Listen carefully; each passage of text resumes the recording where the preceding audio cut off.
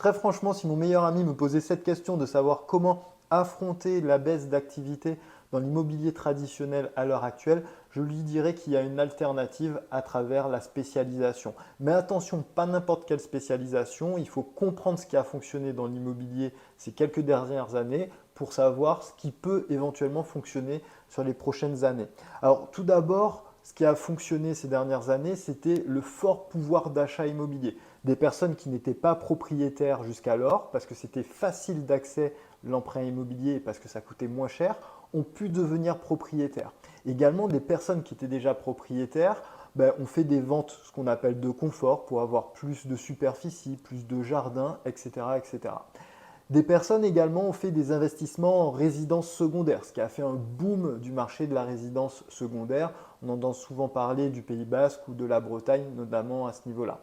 Et puis, on a eu pas mal d'investissements locatifs. On a tous un pote qui a fait des investissements locatifs parce qu'il a vu une super formation à 999 € seulement pour les 3 prochains inscrits et pour devenir rentier en moins de 2 jours. Bref, mis à part tout ça, aujourd'hui le marché est un petit peu différent puisque les taux ont augmenté et c'est beaucoup plus difficile de se financer.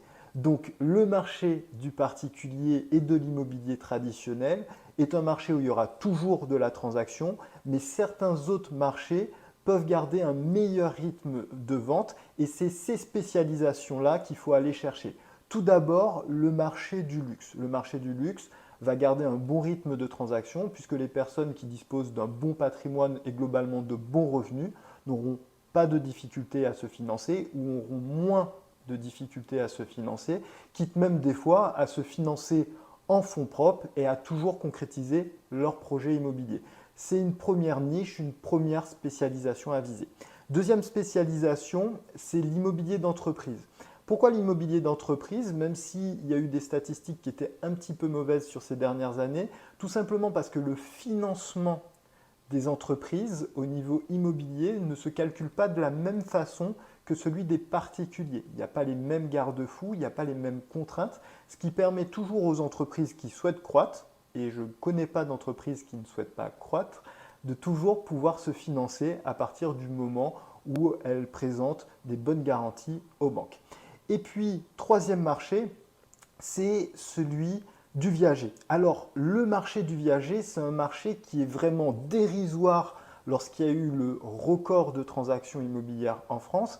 Néanmoins, avec le contexte économique actuel, le coût de la vie qui augmente plus vite, par exemple, que les retraites, ça peut être une alternative pour les seniors de façon à trouver des sources de revenus supplémentaires. Et c'est un marché qui, sur les prochaines années, prochains mois, pourra avoir un plus grand essor que celui du marché de l'immobilier traditionnel. Donc, ces trois solutions, ces trois spécialisations, le luxe, l'entreprise et le viager, sont des perspectives pour justement essayer de contrer la baisse que l'on peut avoir sur le marché de l'immobilier traditionnel. Par contre, ça se fait avec des outils. Évidemment, on ne va pas prétendre aller sur le marché du luxe et faire des photos ou des vidéos avec son téléphone portable. Il va falloir se munir d'appareils, d'outils. Également, pour l'immobilier d'entreprise, c'est un vrai domaine de compétences. Pour ça, on ne va pas aller au petit bonheur la chance en essayant de faire un avis de valeur sur un bien immobilier d'entreprise. Des outils existent. Et enfin, pour le viager, des solutions existent dans le sens où là aussi, un peu comme l'immobilier d'entreprise, c'est une vraie compétence et pour le coup, il y a des vraies connaissances à avoir. Pour trouver ces compétences et pour trouver ces outils, je t'invite à te rendre sur le site influenceursimmobilier.com. Tu trouveras des partenariats qui te permettront d'accéder à ces niches-là et à ces marchés spécialisés. Et tu trouveras également des équipes en place de mandataires immobiliers qui pourront t'accompagner sur ces nouveaux défis si tu souhaites rajouter ces cordes à ton arc et avoir davantage d'activités sur les prochains mois, malgré le fait que l'immobilier traditionnel puisse avoir un certain frein dans le rythme des ventes.